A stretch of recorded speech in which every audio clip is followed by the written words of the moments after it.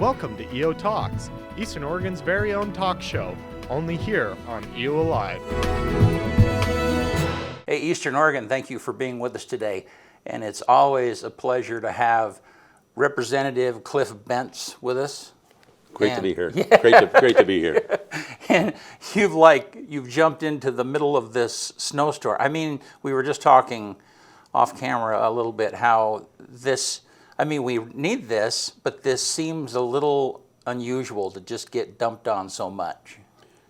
Well, I went to 4 years of school here in La Grande, and it snowed like this a lot back in those days, and so this has been fairly normal, to be honest with you, given my recollection of those years back in the 70s, and so hooray, we sure need the water. Right. So, but I'm sad for all of the difficulties in driving, but we need the water, so it's a good thing. Well, and let's start right there, because you were very active in talking about the drought that people in the West were experiencing.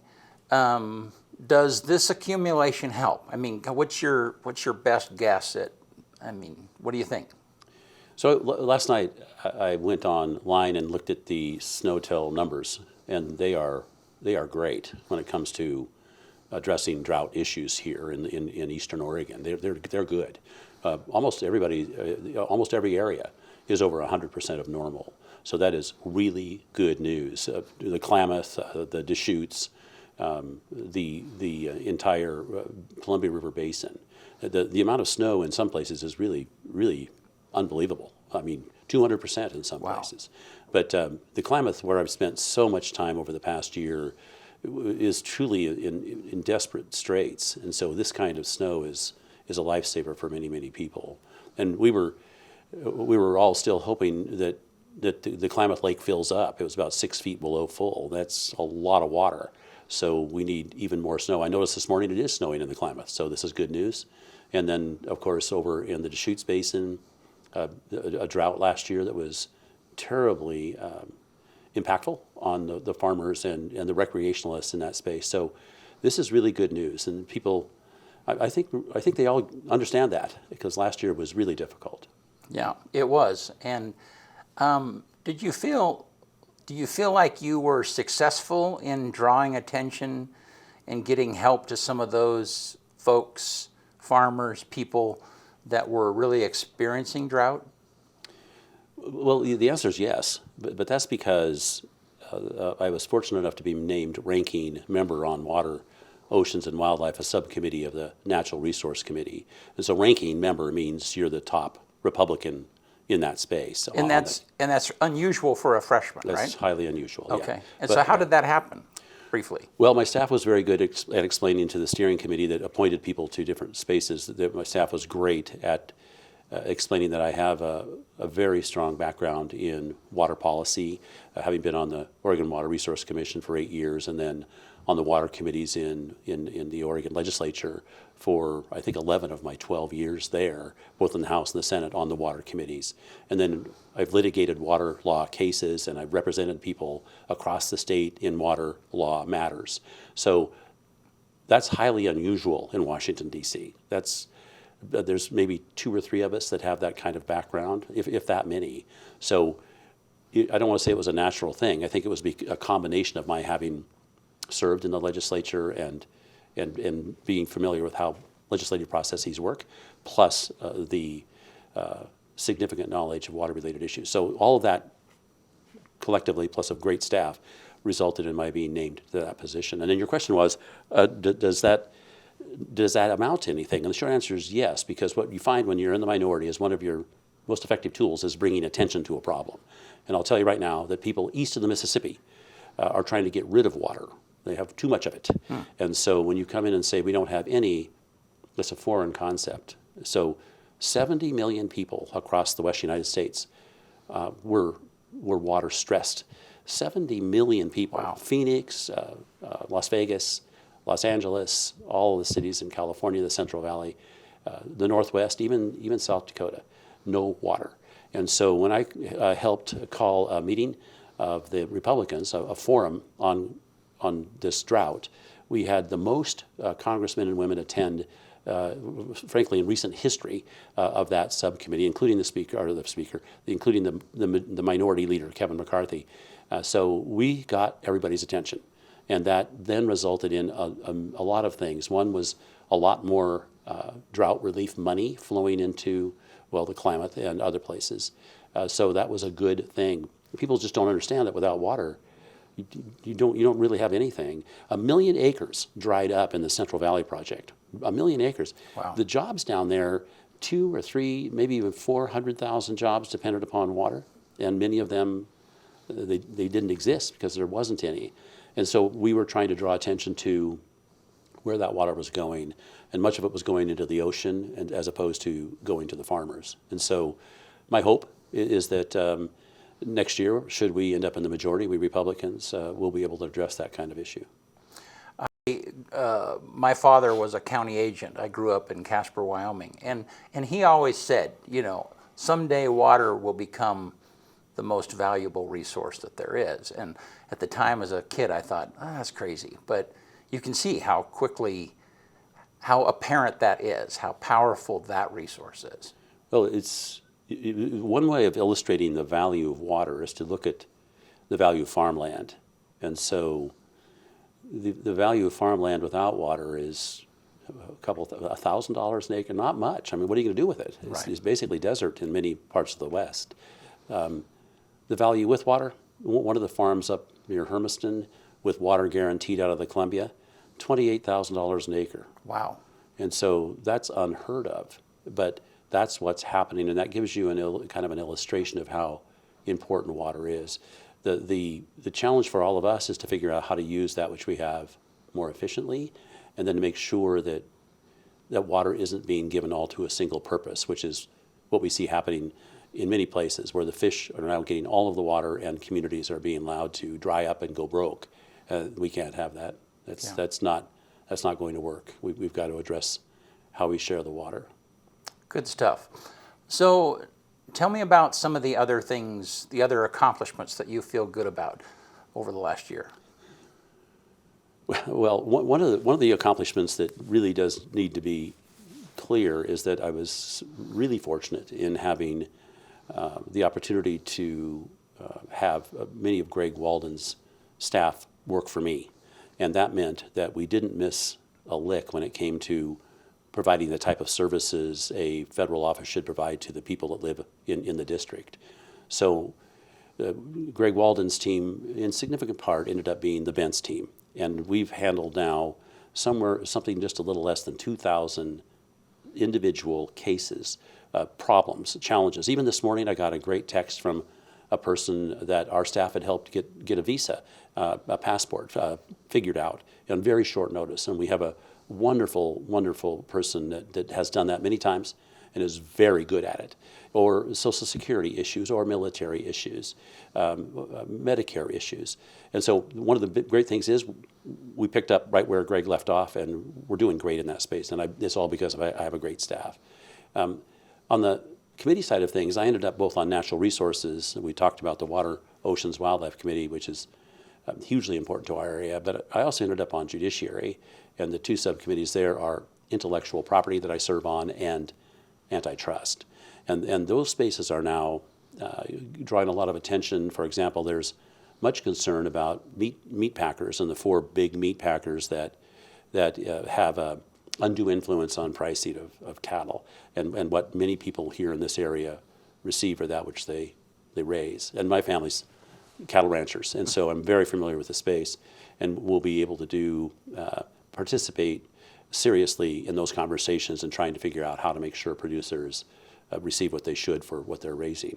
So I'm very happy to be in that space, and that's because of my background as a lawyer and my practice of law and litigation, and that's been very, very helpful. Also, that gives me a chance to work with Jim Jordan and others on the Republican side in judiciary on issues like, how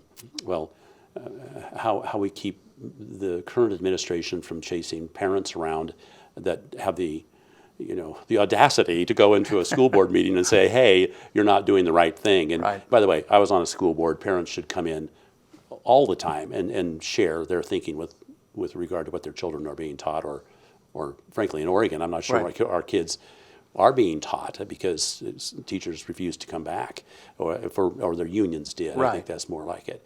And so we have a huge gap now, huge gap in the education process for our children in this state. And I think it's nationwide, and that's not good.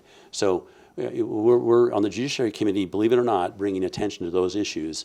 We had the Attorney General, Merrick Garland, in front of us, and I raised that exact issue. I said, quit sending the FBI after parents and start focusing on things like marijuana cartels in Southern Oregon. Well, and frankly, it is just so hard to know what is real and what is not.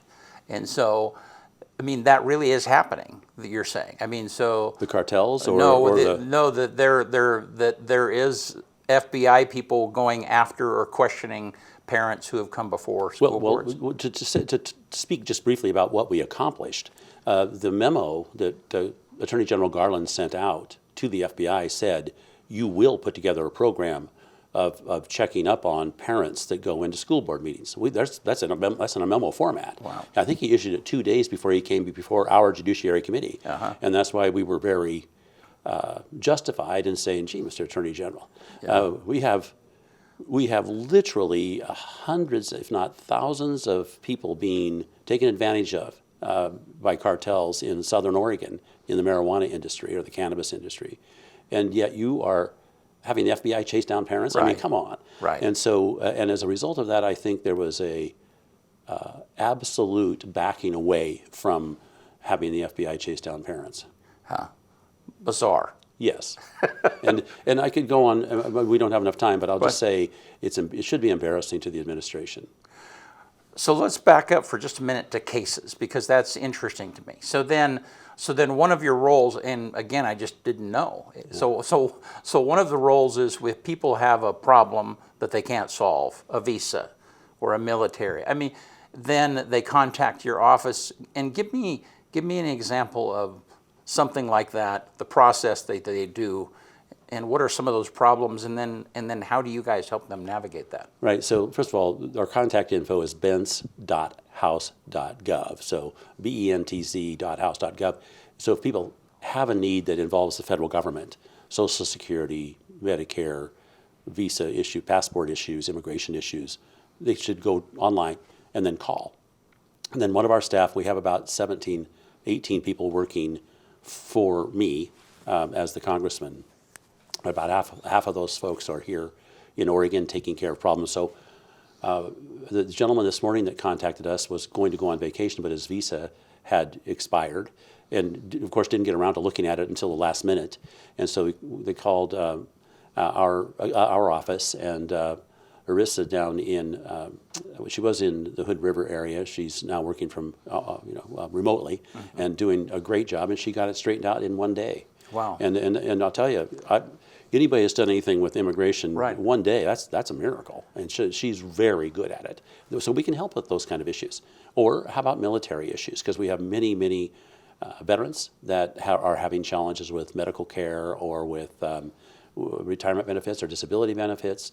And we have some wonderful former military folk working on my staff, and they are great, very experienced and very able. So those are the kind of cases. So it's kind of almost like you're a customer service agency. Exactly right. For this area. Yes, yeah, for as far as for federal government stuff. Yes, and as many don't know, I certainly didn't know the exact number of people inside a congressional district, but it's about 715,000 people.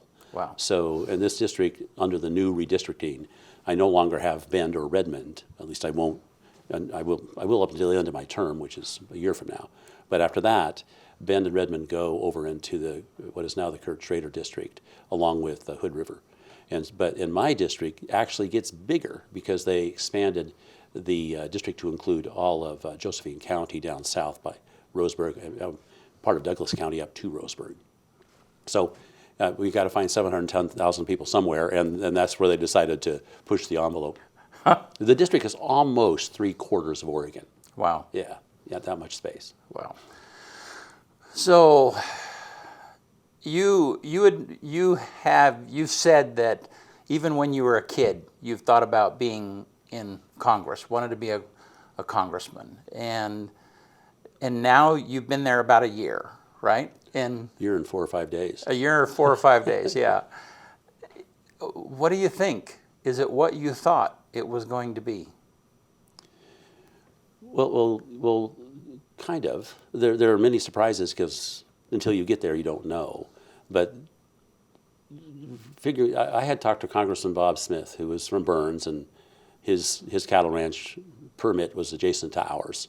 My parents are in the cattle business, so I knew Congressman Smith from way back, and I asked him what I needed to do to increase my chances of having the privilege of serving in Congress. So I asked him that years ago. And he said, well, first you go to the Oregon House, and then you go to the Oregon Senate, and then if everything is right, you can make a try for Congress. So I did that. But I also, when I went to school here for 4 years in LeGrand, got a wonderful education, and I used it as a foundation to go on to law school. My purpose was to become a lawyer, to go back and protect our ranch's water rights. That was my goal. But the underlying thought was, if I knew more about the law, I could do a better job representing our part of the state. Absolutely. And then that has absolutely turned out to be true. Yeah. And so, but to your point, I have to say, the biggest differences that I've noticed, there's a shrillness factor in Congress that doesn't play well either in court when you're trying a case or when you're, frankly, in the Oregon legislature. There's a loud, abrasive element. And some people can use that to enormous good effect, to show that they're passionate about an issue or Right. to show how serious they think the issue is, and to try to sway public opinion. And if you watch Jim Jordan, who is the ranking member on Judiciary, he is very good at addressing those issues in a very rapid fire, Right. yet effective way. And that's something that I need to practice, because it's not how I approach problem solving. Yeah. But it has a place. That's one. The other part that people don't tell you about is raising money. And so you have to raise money to get reelected and to get other people elected. So you end up spending a serious amount of time just fundraising. And that's something you hear about, but you don't understand until you have to do it. And so I think I heard that the United States senators spend something like 3 hours a day raising money. My time is somewhat less than that, but still serious time commitment. And anyone that says you don't need money when you're running for Congress has obviously not been there. And it's sadly, I think, a big part of Congress. The other thing that I've noticed in the House, you hardly pay any attention to the Senate, almost none. I've only been over to the Senate once in the year I've been there, because it's all about what's going on in the House. Very, very interesting. Now, of course, it's different at higher levels of leadership, and I'm not, I'm a junior member, so. Right. Yeah, so, but the Senate doesn't come into play very often, so that's a little bit of a surprise. Yeah, but many of the things that happen in Congress are very similar to what happened in Salem, but on a much, much larger scale. But I think your question might really be, can you really get something done there? And the answer is yes, you can, but you need to approach it on a much broader basis, because there's 435 congressmen and women, 435. Wow. And so somehow you have to figure out who's in charge of what group, take a good idea, and begin to work it through that process. And you can. It's possible. It's doable. And there's many more ways of making a difference than just passing a bill. So whether it's bringing attention Right. to a situation, as we did with Attorney General Garland, and saying, don't do this, or whether it's oversight hearings, bringing the Forest Service in and saying, what are you doing? You're allowing these forest fires to burn out of control. Stop. Right. So the oversight function is huge.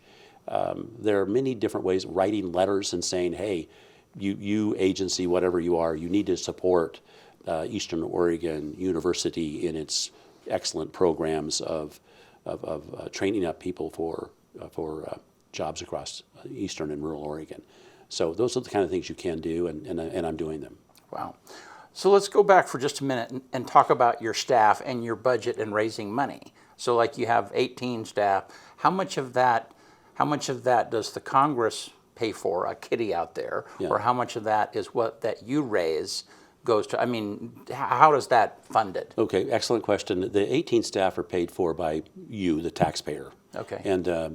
That they give you a budget, a House budget to hire your 18 staff. And my chief of staff, Nick Strader, formerly Greg Walden's deputy, takes care of that part of it. Those dollars are valuable dollars, and we want to use them wisely, and we do. But with that money, we can hire a communications person because, you want to let people know what you're doing.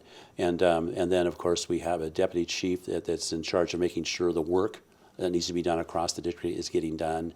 And then I could go right down through the list. But your question was, who pays for them? And the answer is the taxpayer. And so then, when you have to raise money, what are you raising money for? Campaigns. Okay. You're raising that money. A congressional campaign, one of the, Elise Stefanik is our new caucus president, if you will, or chairperson. She took Liz Cheney's place. And Elise is from upstate New York. So as I was running for this office back in 2020, one of the things you do is you call these people and you introduce yourself and you ask them for help because they've raised money already, and on occasion they will send you some of what they've raised because anybody can share the money you raise. And so I called Elise and we're talking away, and I said, well, no, Congresswoman, it would sure be nice if you could help us out. She goes, no, it'd be nice if you could help me out. It was really amusing. I go, well, how much is your campaign going to cost? She goes, $10 million. And she said, how about yours? I go, I don't know, $1.5 million, I suppose, is a kind of a normal budget. But there's nothing really normal in this space. Right. Yeah, but it's those kind of numbers, it kind of runs in between. Some are even more expensive than $10 million, but that's not unusual. Your term is only 2 years. Only 2 years. Yeah, and so, I mean, you get there and the process already begins again. Yeah, it does. Yeah. And I, by the way, I'm not unhappy with that. I'm used to it. I was reelected 5 times to the House, and then I was appointed to the Senate, so I got to run every 2 years. I've been running every 2 years for a long time. I think people, when you talk about the House, want to have control over those who represent them, and every 2 years you better go out and explain why you should be reelected. Yeah. It's just that it's very expensive to be on television and to harness social media and those kinds of things. It costs a lot of money, and then you've got to have people that can help you get your message down to something that's short, succinct, meaningful. So let's talk for a minute about the shrillness, because it's really interesting. So you have these people who call you guys because they're having a customer service issue with the federal government. Okay. And your staff is taking care of them, and you're not inspecting what their political affiliation is. That's your job is just to take care. They're in your area. Correct. To take care of their problems and so on and so forth. Yeah. But there's this other side that the political affiliation is a huge part of the shrillness. Absolutely. And so, I mean, is that world a little bit dizzying for you from time to time? Well, I don't know if dizzying is quite the right word. So sometimes it's very frustrating. Yeah. How's that? But I understand the value of a political party. I really do. And having 2 of them is really a good thing. If you look at what's happened here in Oregon with single party rule over the past 15, I've forgotten how many years, maybe it's 20, you can see all kinds of things that aren't working well. And that's because people aren't being held to account by the other party. The other party doesn't have the power to do it. And so what happens then is people become complacent that have power. And I would also say arrogant with the use of it.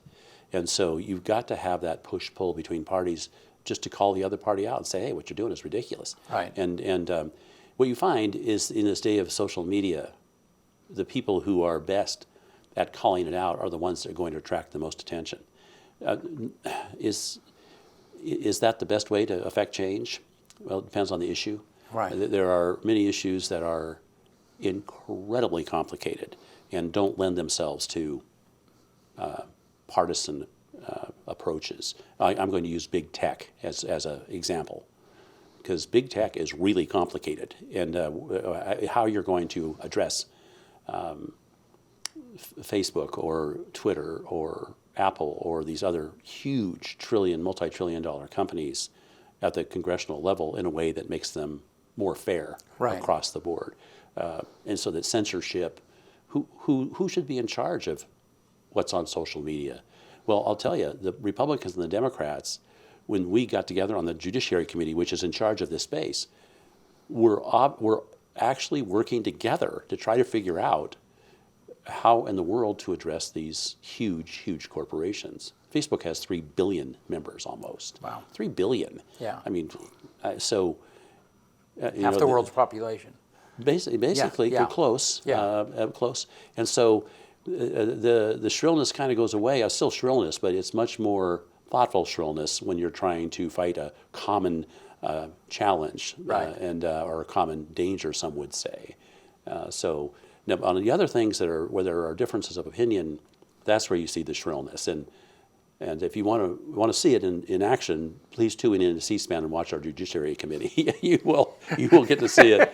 And there's a method there of trying to bring attention through that committee to some of the more crazy things that the party that currently enjoys the majority, the Democrats, are doing.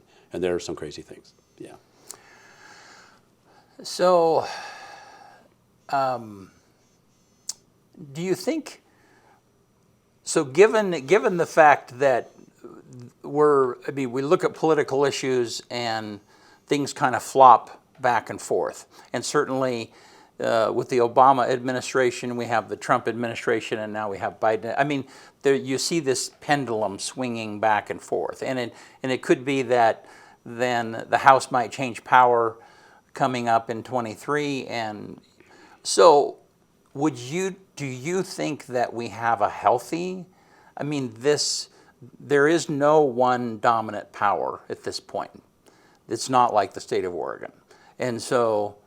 Is it healthy? I mean, it seems really contentious, but is there a good side to it being contentious? Well, yes, there is, but to your point, you made kind of a point there about no one party being in power. That's not quite true.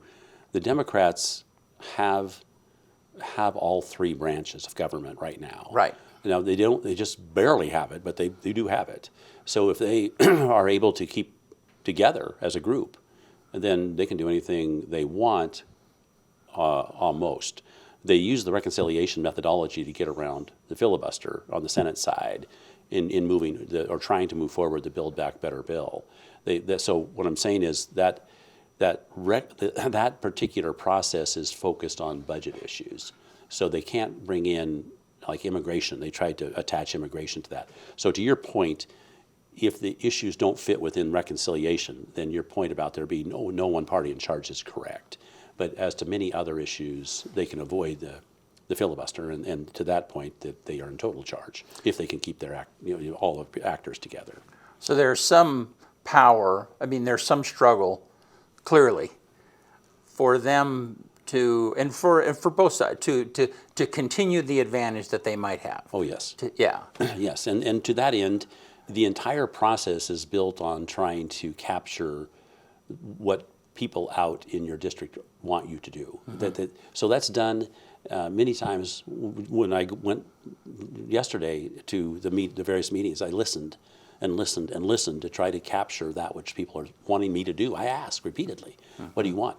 The other tools that are used are polling. So when we just watched the state of Virginia flip from Democrat control to Republican, when Youngkin won and is now governor-elect in Virginia, that was based on all kinds of polling. It showed that the American people are very upset about inflation, and they blame that inflation in significant part on the party that's in power, and they should, because the $1.9 trillion that came out in March of last year, if you read, that's one of the significant contributing factors to the current inflationary environment. There are others, but that's a big one. And so it's up to those of us on the Republican side to call that out to your community and to everyone else, so that community says, okay, let's elect Republicans. And that's exactly what happened in Virginia. So because Youngkin won because he ran on inflation and he ran on education. Because Terry McAuliffe, the Democrat running against him, I don't know what caused him to say this, but he said that parents had nothing to say about their children's education. Why would you say such a thing? Yeah. But he did, and as a result, it was inflation and education, and Youngkin won by 1.5%. Wow. And so that was a huge victory for we Republicans because it showed us the way that we can build on those solutions to those kinds of issues, and promise the people that we represent that that's what we'll do should they give us the majority. Good. Well, we're about out of time, and I have a lot of questions for you. But I would say that you're a thinking person, and by that I mean, yeah, you're a Republican, and that's the party that you're serving in.